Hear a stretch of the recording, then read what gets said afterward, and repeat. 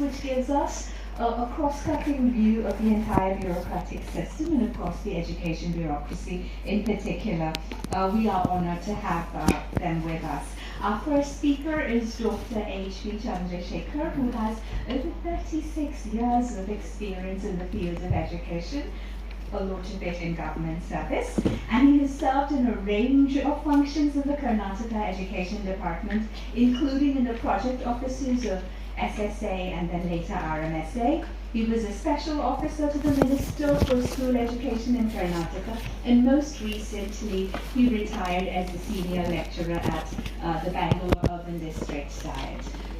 So will tell us more about all his activities and assignments in his presentation. Dr. Chandrashekhar has a PhD in education from the Karnataka University, Dharwad, where his thesis was on the debates and decisions of the Karnataka State Legislature on education. Thank you very much, sir, for being with us. And I want to say thank you to our DI folks, Chitra and to Manorma, for organizing everything as always. Thank you so much. Our second speaker for the day is Dr.C.K.Mathew, who retired from the Indian Administrative Service after long years in a variety of assignments, primarily in Rajasthan, including as Secretary to the Government in the Department of Education. He has also served in the departments of irrigation, mines, energy, finance, information technology, disaster management, before terms as the principal and then later Chief Secretary to the Chief Minister of Rajasthan. Earlier in his career, he was a district collector in 2 districts in Rajasthan, so we're really excited to learn his insider-outsider perspective on how education works, especially at the district, sub-district level. Currently, Dr. Mathew is a visiting professor at our university, and his range of interests and expertise covers public policy and governance, measurement indices of governance, things that we have been talking about in class, and administration structures at the district level. He too has a doctorate in English literature with his thesis on symbolism in the selected poems of Emily Dickinson, which honestly I would like to hear something about. So thank you to both speakers for being here. We're very, very honored to have you. Dr. Chandrashekhar, it's over to you. You have between 30 to 40 minutes. We will give you a strict warning around 40 minutes. Followed by then another 30 to 40 minutes that Dr. Mathew will speak. We will have about an hour of Q&A, right? Please get your questions ready and take notes. I love note takers, so please. Thank you, thank you.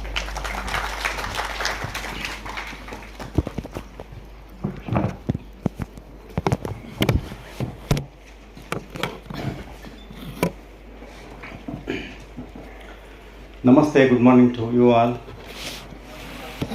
How are you all? Okay. I am very honored and I am very glad and happy to be here and spending some time with you all, energetic and young hopes of education sector. You have all chosen education as your main core area to actually deal with in your life. You are very passionate regarding education, are you all? You want to become teachers or how is it? So it's very good. Actually, education is the thing in which most of us, when we pass out from our schools and colleges, we want to forget whatever we have written, whatever we have studied in our schools and colleges. And then, so when you are actually here as a education people, I am very much happy here. So I thank Azim Premji University for inviting me here, and with me most senior Dr.C.K.Mathew, former Chief Secretary of Rajasthan. I am very much pleased to be with him as a speaker here, and also introduction to school system in India faculties, Ms. Miriam Tangaraj, Shashwati Paik, Vishnu Prakash, and Ms. Chitra and Manorama, and dear all students. Here I am having few slides here. With those slides, actually these slides are prepared based on my working with education department for about 36 years of experience. So actually I made these slides in which whatever I ventured into in my area of work. So I try to explain whatever I did in those days, and also try to connect with you how is the system in our state, and what are the challenges, what are the learnings, and what are the reflections and all that. So this is my working experience. Initially I started my career as a lecturer in 11th and 12th standard. Like in Karnataka we call pre-university education. In most of other states maybe you may call 11th and 12th or something like that. I started my career as a lecturer in education. Later I switched to the Karnataka education service sector. It is lecturer. I worked for 5 years.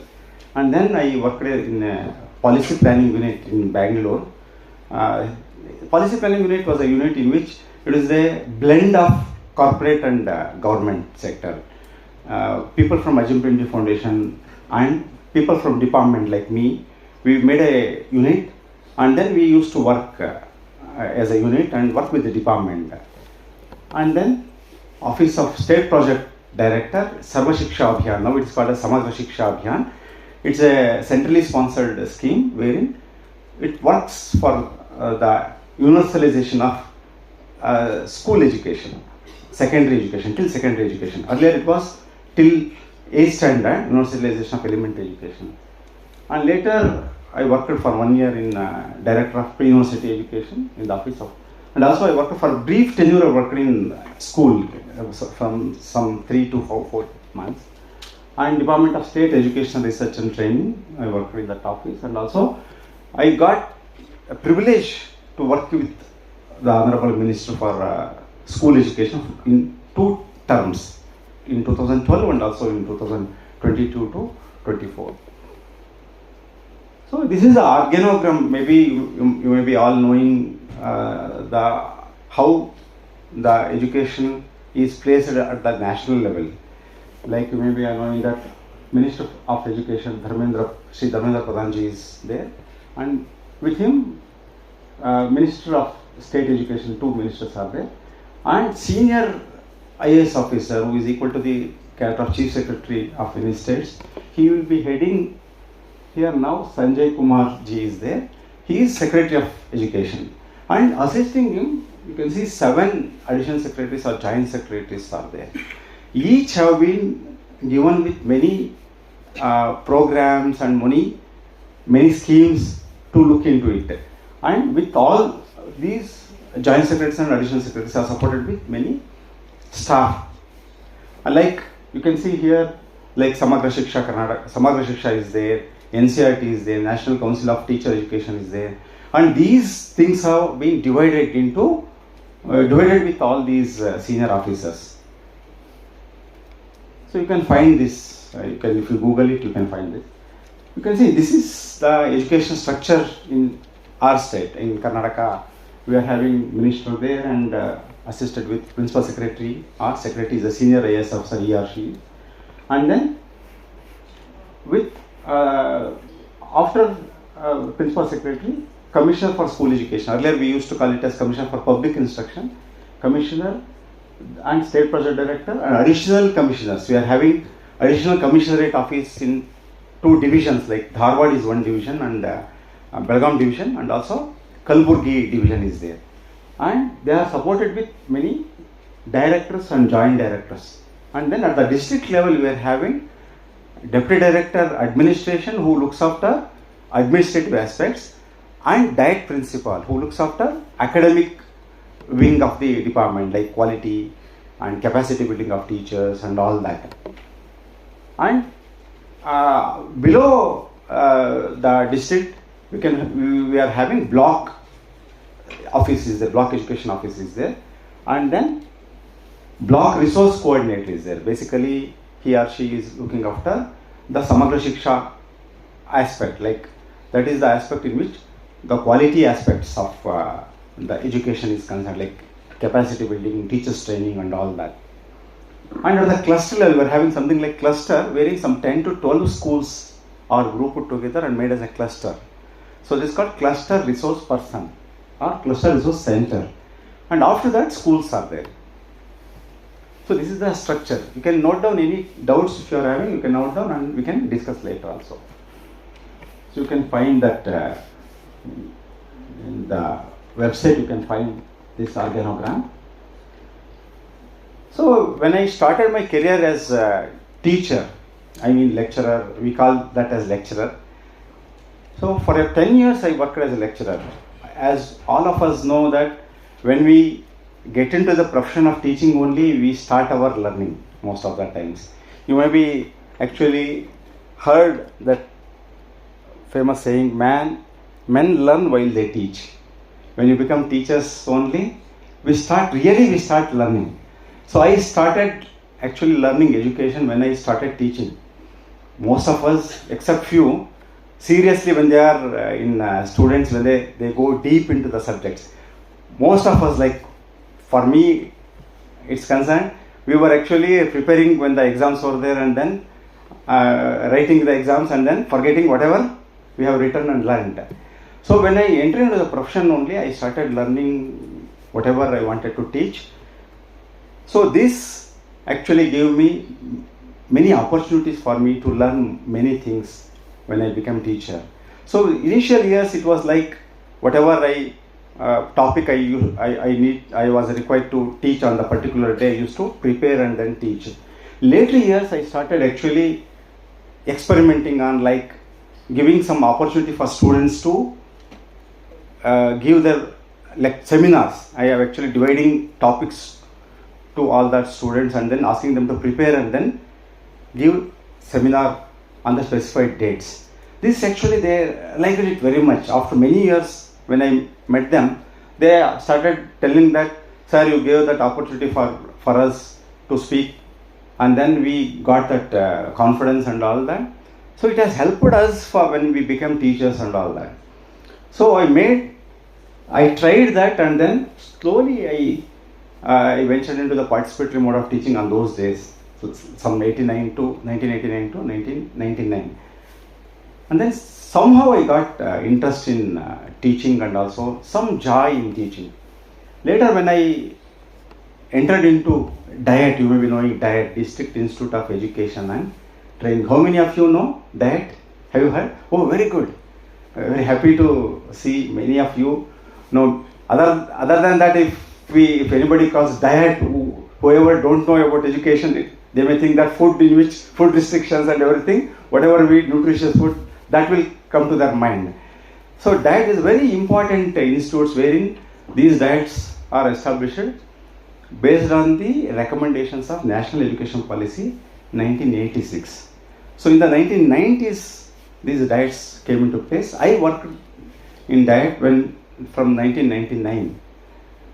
So there we developed many training modules and school visits we used to do, and then implementation of department programs, many action research studies we did. And there I thought I need to write something. Most of the times what happens, being teachers, we are very fond of teaching and then we forget to write. Maybe we may write only leave letter or something, maybe we may prepare for notes and all that. But we will not write extensively based on our reflections or our experiences or our efforts. So I just tried there and I wrote one book on advanced educational psychology. Of course, it's in Kannada only. So it was it is a textbook prescribed for diploma in elementary education students, DELED. So it got published. I struggled to get it published and I went to prominent publishers. They rejected, and we are having very good authors and all that. You may be knowing when you are actually want to do something new, and always you will get very difficulty in getting publishing or anything for that matter. So somehow I got published, and then slowly I got interest in writing also. Now also I write in newspapers also. So I got published some 5 to 6 books, and most of those books are regarding education and all that. Even I wrote few articles in Deccan Herald also in English also. My English is not that good, but I tried since I studied most of my education in Kannada medium only. And when I worked in policy planning unit only, my English speaking skills little bit improved. I don't know how much it is improved. You have to tell that. So I discovered my passion in teaching, training, education sector with a little bit of academic writing. You see, education is the area in which it is very passionate. If you are very much interested in working with people, working with children, discussing with them, reflecting, and then trying new things. So that is a journey in which any educator or any teacher will love to do that. But if you are actually, if any teacher is, in one way it is very easy job, and in another way it is a very challenging job and a very interesting job. Easy job, why means if you are actually prepared notes and then in the first year, and then if you are actually going through the same notes, it is very easy. If it is challenging, means if you are actually interacting with children, and then if you are reflecting how your teaching is actually reaching children, and then you all know new generation children are coming to our schools, and then it is very challenging to deal with them and their behavior, and also the atmosphere of classroom, how you can make the classroom atmosphere very interesting, participatory, even seating arrangements also, how can you make it interesting, whether you are actually trying only traditional type of classroom arrangement and all that. So it's very, very passionate, and it's very, very interesting if you are very open and if you are learning also. So when I came to Bangalore, I was in Bellary as a lecturer. Here I came to state level, wherein I got opportunity to work at the state level, that too with Azim Premji Foundation people. It was very great experience for me. It's helped me to increase my IT skills and communication skills, and also little bit of research, and also I did some research in action research in Bellary when I was in lecture. But here at the state level, it's a different kind of experience, and working at a state level, and also I got chance to work in the program like diet strengthening program in policy planning unit. That was the area in which I was dealing with. So as you all know, diets, in a way, have you seen that document in which why the diets have established and what are the guidelines of functioning? Anybody saw that? There is a pink book is there. So okay, you just try to go through that. So that speaks volumes regarding how the diet should be and what are the functions the diet has to do and all that. But over the period of time, any institution for that matter, when any institution established, after several years, it will got into some routine things, and then any system actually makes that any particular institution maybe somewhat, what I can say, maybe it will be some challenges, some operational issues will creep into it. Like that, we identified few things in diet, what are the areas in which, how can we improve the functioning of diets, and we worked on that. After that, I moved to State Project Director Office, Chandrashekhar HB, where I worked for 10 years. It was a very great learning experience for me. I worked as the coordinator at the state level for gender, for pedagogy, and like community mobilization coordinator, access and retention coordinator, state planning coordinator, and also computer aided learning program coordinator. So these are the areas in which the particular coordinator, state level coordinator, in which he or she looks in deep into that area, and he or she is very much responsible for planning for the whole state in that particular sector, and also putting that planning at to the government of India level, and then get approved in that Sarva Shiksha Abhiyan project. It is a centrally sponsored scheme, and then implementing that programs in which those are approved programs from, we call that as project approval board, PAB. So I got chance to work in all these areas, and I was very fortunate for that matter. And there are a few programs in which I am having memory, I just listed down for your discussion only. So we conducted door-to-door survey, children survey for across the state to identify out-of-school children, and also who are the children who are not attending the school, who are never enrolled, and who are the children going to school. So this survey actually gives all those details. It is a state level survey. It's a huge exercise for that matter. We did. I did it. I was coordinated for about 2 years. I did it. And then when I was gender coordinator, Kasturba Gandhi Balika Vidyalaya. Anybody heard Kasturba Gandhi Balika Vidyalaya schools? Yes. These are the schools, residential schools for the girls who are from the disadvantaged groups. So we developed training modules and also we conducted training programs. I visited few Kasturba Gandhi Balika Vidyalaya schools also, and day-to-day operational issues, and also how can we improve the functioning of Kasturba Gandhi Balika Vidyalaya schools. Those things I discussed. I worked on those days. And another thing is from the support of UNICEF, one of the very good program in which training of girls on menstruation and management. This is the modules prepared by UNICEF. These are the 2 modules. Those are actually translated to Kannada also. We used those modules and we trained master resource persons, and also we trained girls on this particular area. This is a very important area in which the department, or even till today also, this is an important area in which all of us need to work on that. It's a very good program in which, and we, some 4 to 5 of us were actually taken to Uttar Pradesh from UNICEF. UNICEF coordinated that exposures visit, and to see how the MENA clubs were functioning there. Have you heard MENA program? Anybody heard? If you just Google it, you will see a beautiful girl caricature. That the MENA is a fictional character in which a girl, this imaginary girl, actually she does all sorts of things in her life to get education and also to get awareness in gender aspects and all that. This is created by UNICEF. This is a very good program, and we actually studied in Uttar Pradesh for about 5-6 days there. And when we came back, we constituted MENA clubs, a small group of children in each school. They will be called as MENA clubs, and in each week, some 2-3 times, they will meet and they discuss on gender aspects and also child rights aspects and all that. And we made some changes in our constitution of MENA clubs. In Uttar Pradesh, we only saw girls were there in MENA clubs.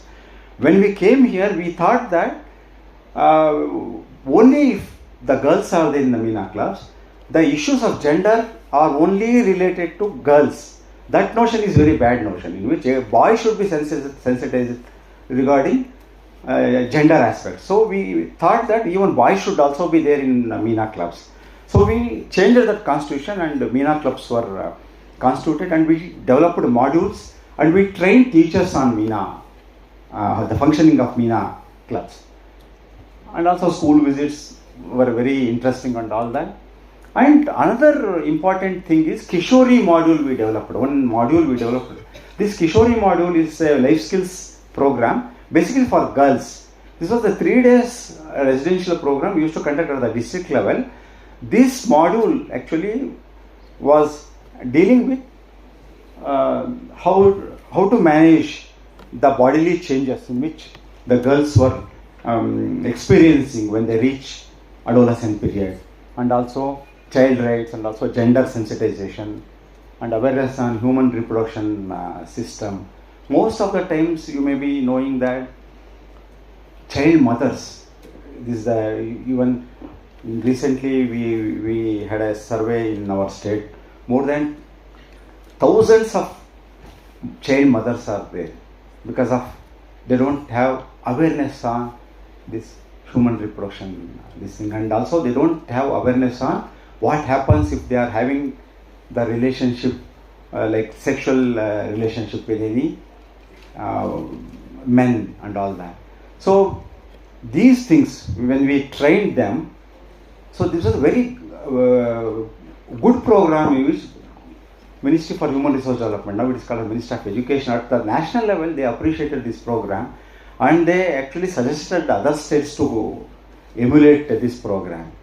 So this is the success of program. Over the years, actually, I will discuss that later, what happens when the years keep moving.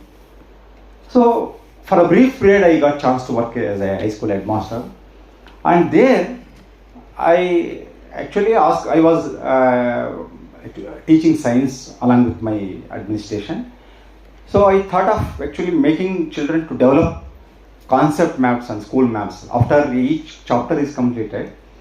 So concept map or mind map is a beautiful way of learning and also depicting in a map form in which all the learnings will be connected. The central theme will come at the center, and also the related concepts and sub themes will be given connection to the main themes. There is a whole concept of concept maps. I trained students, and then I asked them, I made a group of 5 students and then divided the whole science textbook, and then asked them to prepare concept map and then present for the whole class. Initially our friends who were teachers, they said these things won't work, they will not do and all that. So I was actually believing in them, and then definitely they will do. In between they were coming to me and then asking for suggestions and all that. After some 8-10 days, all of them actually prepared concept map very well on the drawing sheet and all that. They explained very well. So this is where trusting children and asking them to do something you are actually believing as a teacher matters. Most of the times teachers, as a teacher, what are my beliefs towards children? Most of the times teachers believe that my students are not so much responsive, or they may not do well. These are the beliefs, these are the attitudes of any teacher for that matter. Sometimes or most of the times when I interact with many teachers, these are the things they tell. No sir, they are not responsive, they are very cold in nature, they will not do whatever we say and all that. So as a teacher, when you believe them, when you ask them to do, and when you guide them, really they will do wonders. This is what I learned. And also counseling sessions for them. We used to get some issues, and then that counseling, individual counseling is a very great area. And also the second thing, I started training them, like some 2 to 3 hours of one session, like with a interactive mode. It will be in an interactive mode, training them and discussing with them on target setting, visualization, importance of goals in their lives, their ambitions, their aspirations and all that, and also visualization skills and time management. These things, they are packed in 2 to 3 hours one session. And then till now I reached more than 10,000 students across the state and trained them. So many students now, when I meet them some other time, they say, sir, that class was very interesting and useful. Maybe it may be a one class for that matter, or if that further teachers, when they were sitting in that class, I request them to follow up on these aspects. When we engage with students on these areas, definitely they will do better, and they come to know the importance of goals, the importance of working on a day-to-day basis. So when I got chance to work with the Department of State Education Research and Training, it is called DSCRT. In most of your states, SCRT, it's called as State Education Research and Training. And we constituted computer labs and all that. So I was looking after this Inspire program. This is supported by Department of Science and Technology, Government of India program. We are having Inspire awards are given, and project exhibition will be there. It's a very interesting program wherein children will be guided by their teachers to create a model, science model, working model, and they will exhibit those models at different levels, like block, district and also state level. Good ones will be selected and sent to state and also national level. So at national level also they will be given awards and all that. So in Atal Tinkering Lab, you will be knowing, you know Atal Tinkering Lab is a Government of India program. And also during COVID time, we got an opportunity to work. That particularly I was looking after science subject. So all the schools were shut and also there was no movement at all.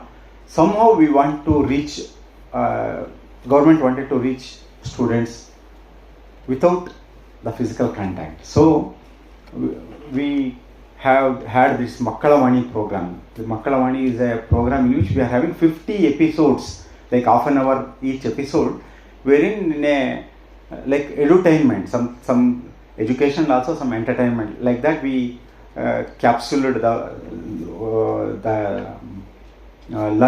the teachings and all that, and we telecasted in televisions. And children, when they are in the comfort of their homes, they were actually watching these. And also these science video lessons for high schools we created with the help of teachers, and they came out very well. Now also you can go and search Makkalavani YouTube channel. More than 4 lakh subscribers are there. We started something like that.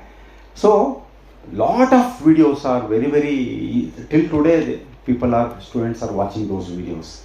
So this is when you are actually using online as a mode, this will become an effective mode. For that matter, now we are actually use blended mode, offline and also online.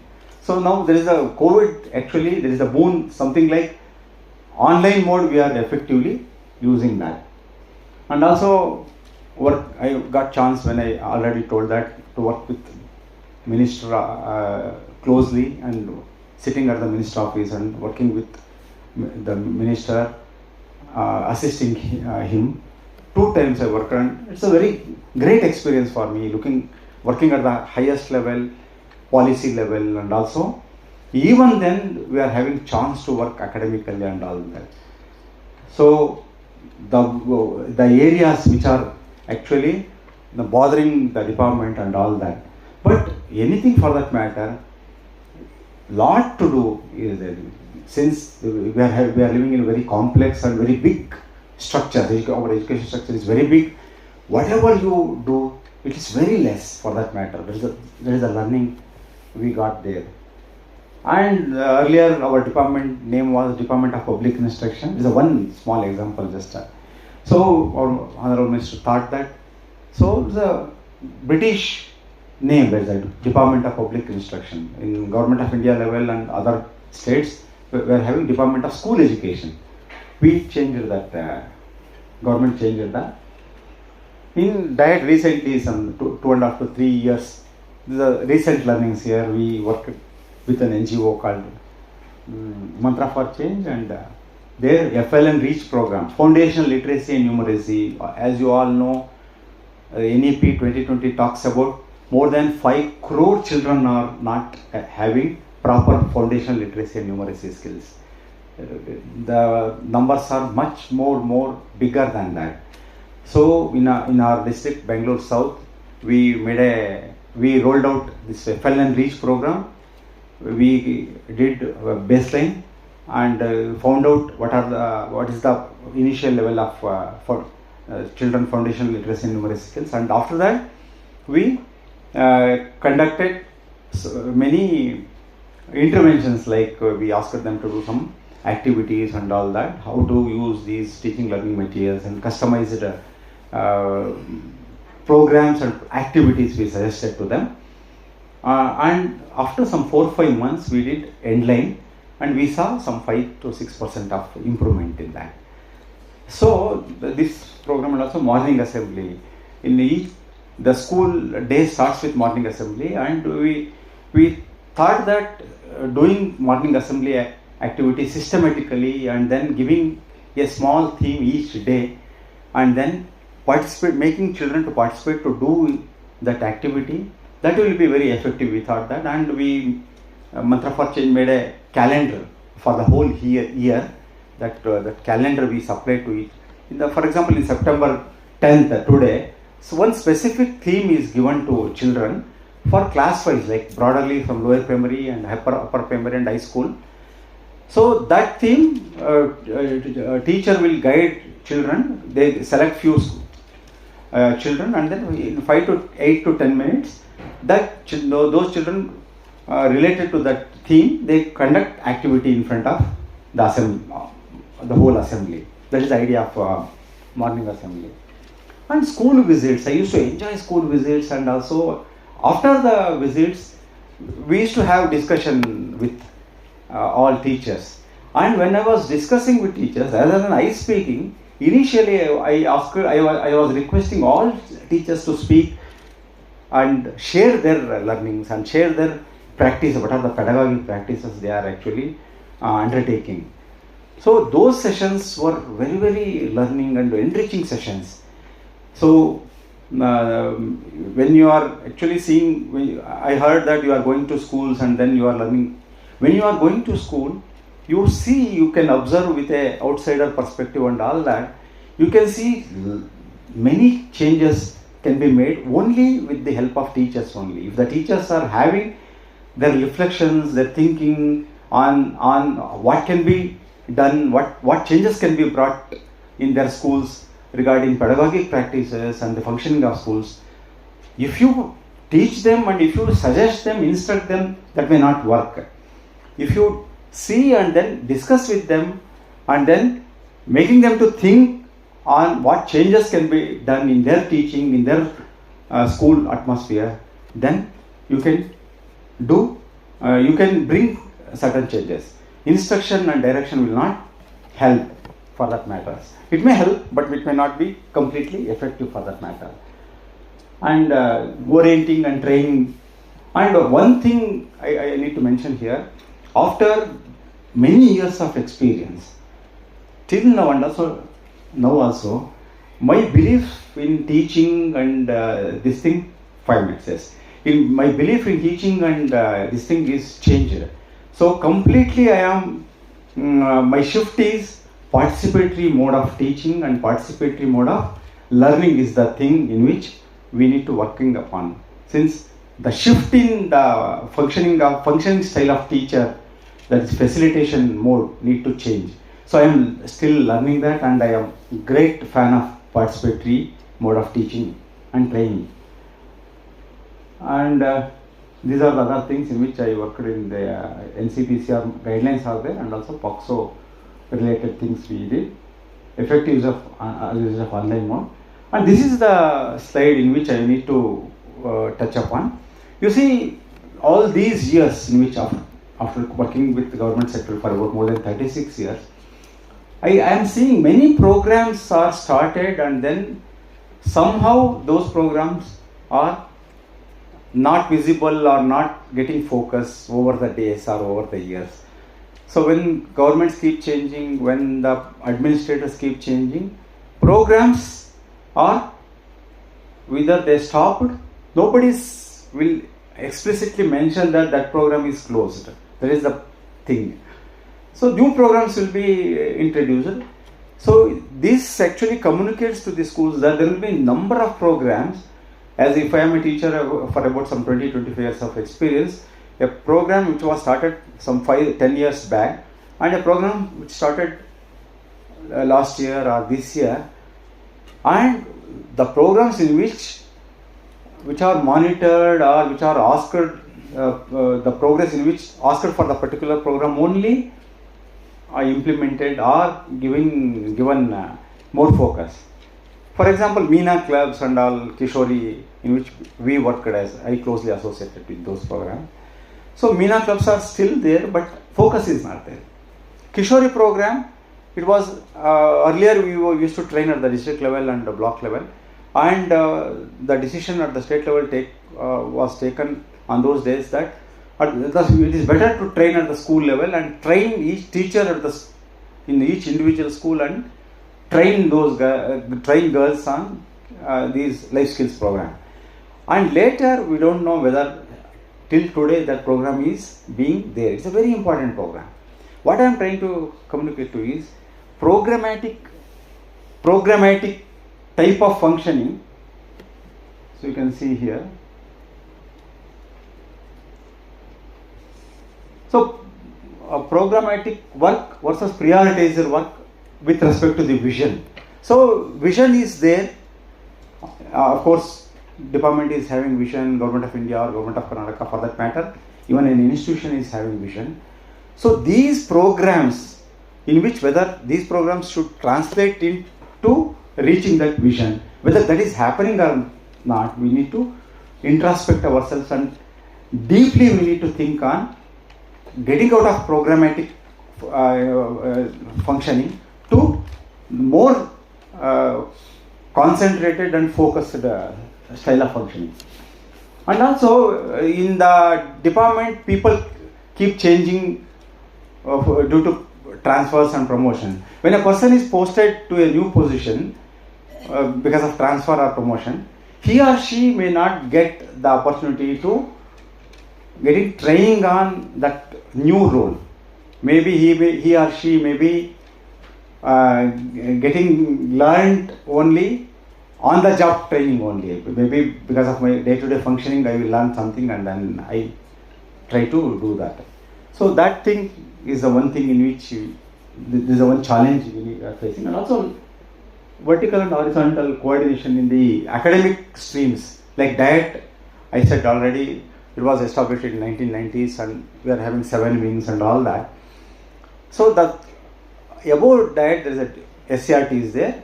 The same wings are not there, and only programs and activities and circulars or memos are keep coming from the state level to the district level. And at the below the district level, there is BRC, Block Resource Center is there, wherein the same coordination is not there. And also at the cluster level. So at the end of the day, we are doing our work, and then some programs, some activities we do on the at the each level, so that keeping the vision in place, where are we? That is the thing in which we all of us need to actually think on those. When you are actually visiting schools and visiting the offices, you can actually discuss all these things, how these programs are actually translating it into reaching the universalization of secondary education. So these are the areas in which I can actually discuss more when we are discussing, interacting with things. So I will stop there. Thank you so much.